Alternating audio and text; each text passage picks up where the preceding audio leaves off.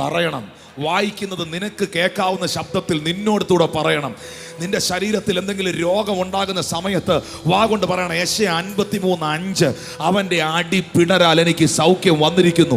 സങ്കീർത്തനം 103:3 അവൻ നിന്റെ സകല അകൃത്യങ്ങളും മോചിക്കുന്നു, സകല രോഗത്തെ സൗഖ്യമാക്കുന്നു. ഇരമ്യ 33:6 അവൻ എനിക്ക് സാക്ഷാൽ രോഗശാന്തിയും ആരോഗ്യം വരുത്തി തരുന്നു.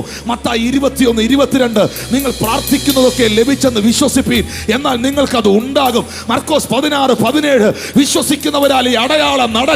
നിങ്ങൾ രോഗിയുടെ മേൽ കൈവെക്കുമ്പോൾ നിങ്ങൾക്ക് സൗഖ്യം വരും.